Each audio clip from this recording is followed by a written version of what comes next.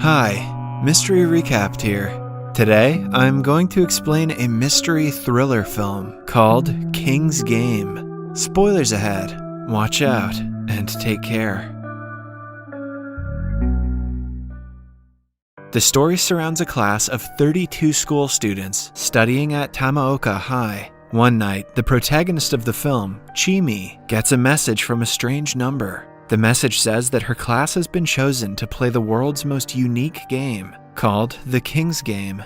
The rules are simple. 1. No one is allowed to withdraw from playing. And 2. The King's order has to be completed within 24 hours. At the end of the text, the king gives them their first task. The student in the 28th rank has to confess his feelings to his crush. Chimi ignores the strange message and gets a good night's sleep. The next day, she walks to school with her childhood best friend, Nobuaki. It turns out that he also received the same text. They laugh at it, believing it to be some kind of prank. Soon, the class discovers that the message was sent to all of them by the same number. They urge the 28th kid to reveal who his crush is. On popular demand, he walks up to the girl and confesses his feelings. Although the girl rejects him, the class gets a good laugh out of it. Anyone else having flashbacks to high school? Suddenly, all of their phones ring at the same time. They receive a text from the king that says the mission has been completed. Later that night, the king texts them the second task, according to which number 4 and 19 have to kiss each other. The king is starting to seem like a pervert. In the classroom, some people think the prank has gone too far, but number 19 has no problem kissing number 4. She walks up to him and plants a brief kiss, just for the class's entertainment. The guy is left flustered as everyone erupts into cheers. Some of the girls do not like the fact that their classmates are supporting the pranks, but until they know who is behind it, they cannot take any action. That night, they again receive a text with a third task. This time, the guy with rank 18 is told to touch number 3. Number 3 is horrified to read the message because she doesn't want to be the center of attention in the classroom. The following morning, the guys are excited, hoping to see something out of the ordinary. However, their excitement vanishes when they find out number 3 didn't come to school. Later that night, all students get a text saying that since number 3 and 18 didn't obey the king's order, their existence will be erased. Right then, their pictures from the class photo disappear. Seconds later, they receive yet another text. For the next task, number 20 and 17 will have to have sex. This is even more complicated because number 17, Misaki, has a short-tempered boyfriend named Yahiro who won't even allow her to talk to other guys. The class doesn't think much of it until the following day, when they notice the students who didn't complete their task yesterday are absent. Moreover, their seats are missing, and their phone numbers have been erased from everyone's cell phones. When the teacher enters the classroom, they tell her about the missing students. To their utter surprise, the teacher says that no students of such names have ever been in the class. The students finally realize that King was serious about erasing their existence. After the class, they check the school's record book, but cannot find the missing students' names. As a last resort, they call the students' parents and discover that they have completely forgotten about their own children's existence. The only people who know number 3 and 18 once existed are the students in the class. The most nervous of them all is Misaki, who has been tasked to sleep with number 20. Her boyfriend Yahiro threatens number 20 to stay away from his girlfriend, no matter what. He still doesn't want to believe that the game is real, but Misaki has made up her mind. That night, Chimi stays at her best friend Nobuaki's house because her father is not in town. They have dinner together with Nobuaki's parents and little sister. After dinner, Chimi and Nobuaki are in his room when they get a text saying that the last task has been completed, meaning that the two students must have slept with each other. For their next mission, everyone will have to follow Yahiro's orders for an entire day. The task stirs trouble because Yahiro is especially mad at number 20 for sleeping with his girlfriend. The next day, he slaps Misaki for cheating on him and is even more furious when number 20 doesn't come to school. He orders number 20 to die at that very instant. Because his orders must be followed, somewhere else, number 20 suffers from heart failure and dies in the middle of the road. Passers-by stop to check up on him, but suddenly, they ignore his existence and go about their day. Seconds later, his dead body disappears, along with all his belongings. In the classroom, the students are left stunned to see his desk vanish. They discuss what might be causing this, but get no definite answers. Some students want to inform the police, but they acknowledge that no one would believe the absurd story.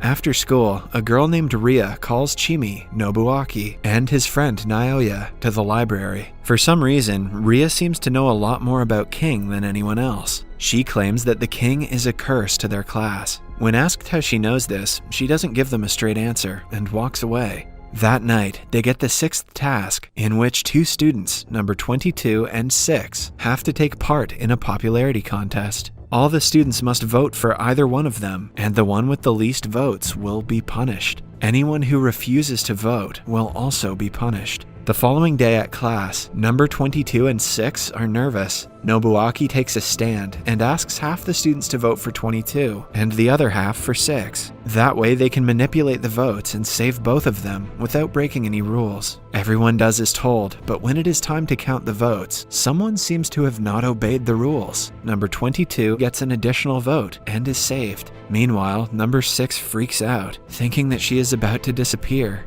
In the moment of panic, she dies. This means that King didn't get to punish her for losing. Seconds later, her dead body disappears.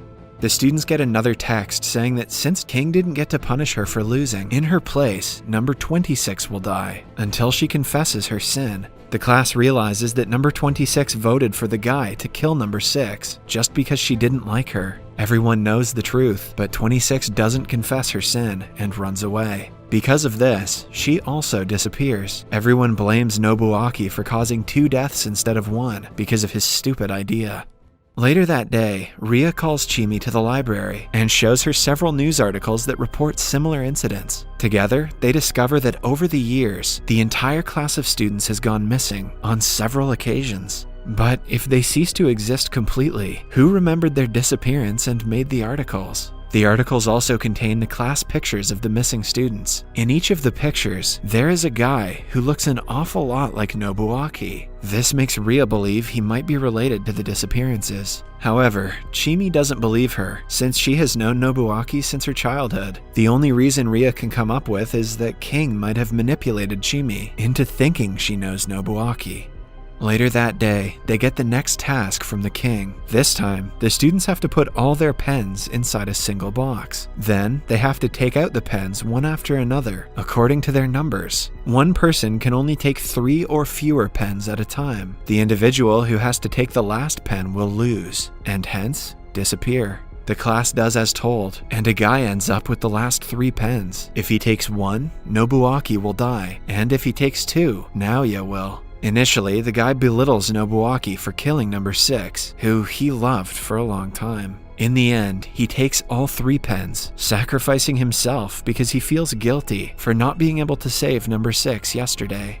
That day, while returning home, Chimi and the group find 2 girls laughing and chatting like everything is great. On being asked, they say that they have found a brilliant idea to stop King from ever troubling them again.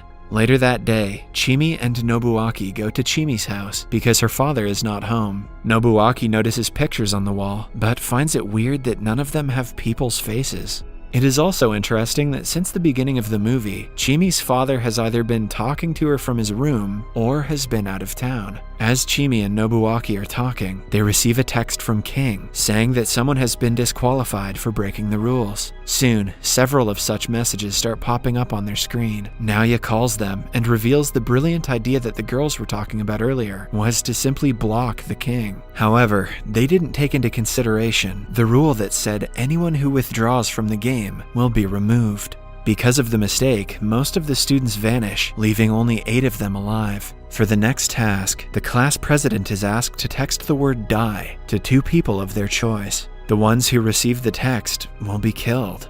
The next day, the teacher comes to the class and doesn't notice that most of them have disappeared. A frustrated class president asks her to look around and breaks down crying. Chimi takes her to the washroom to calm her down, but when the president is in a bathroom stall alone, she dies. When Chimi comes looking for her, she finds a puddle of blood, but the president has already disappeared. Soon, they receive a text from King, informing them of the class president's decision. Since she couldn't complete the task, the responsibility falls upon Nobuaki, whoever he sends the text to will die. But he has to text 3 people instead of just 2. By now, the students know that in the end, all of them are going to die, but they do not want to go down without a fight. Chimi, Naoya, and Ria stay in the school, while Nobuaki and the 3 others go for a trip to the oldest school where the disappearance first took place. According to the articles, since it was a long time ago, the students didn't have telephones. King used to communicate with them through letters. The game was played in the same way, and there seemed to be a winner in the end.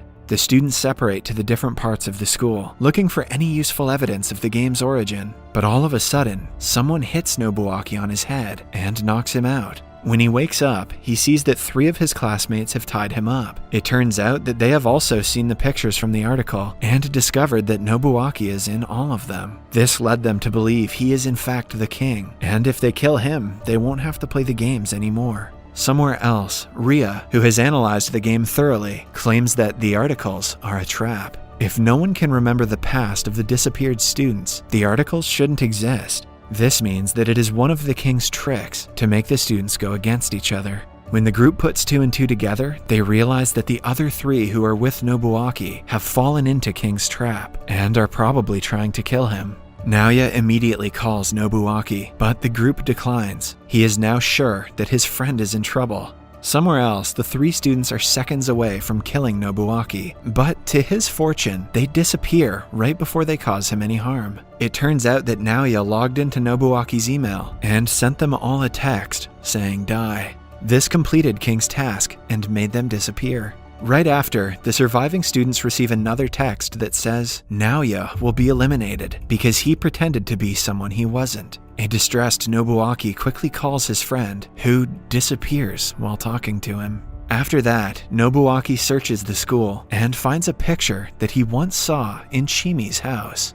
Back in the school, Ria has finally debunked what the main aim of the King's game is. She thinks that the operator of the game is not King. In fact, the game is made to make the King suffer. Throughout the game, everything has been fair, except when the operator played a foul card and made the students falsely believe Nobuaki is the king. His intention was clear. He wanted Nobuaki to die, and with Nobuaki's death, the person who hurts the most would be Chimi. This means that the game was made to hurt and trouble Chimi, which makes her the king. Chimi refuses to believe her and runs to the classroom. There, Nobuaki is waiting for her in his seat. He reveals that when the king's game was first played, there was one winner. The said winner was Chimi herself. Nobuaki has also discovered that when she won the game, she refused to be the next king like she was supposed to. So, as a curse, she was made immortal and her memories were erased. Ever since, she has joined many new schools with a new memory of her childhood and new friends. And every single time, she has had to watch them die and suffer her initial trauma again and again. Nobuaki thinks the only way to stop her from creating more King's games is by killing her. At the same time, Ria receives a text saying that she is a threat to the continuation of the King's game, hence she will have to die. In the end, only Nobuaki and Chimi are left. He launches at her to kill her, but she manages to run downstairs. In the following struggle, Chimi kills Nobuaki to save herself. Somewhere else, Nobuaki's father makes fun of his wife for accidentally serving 4 people when they only have 1 daughter. The family laughs it off, completely forgetting about Nobuaki's existence. Back in school, the hurt is too much for Chimi to take. She dies. 6 months after the incident, a new girl arrives at another school in a different town. She is welcomed by Chimi, who turns out to still be alive because of the curse. The King's game will continue until she finds a way to end it herself. Subscribe for more videos like this, turn on notifications, and leave a like to help the channel out. Thank you for watching.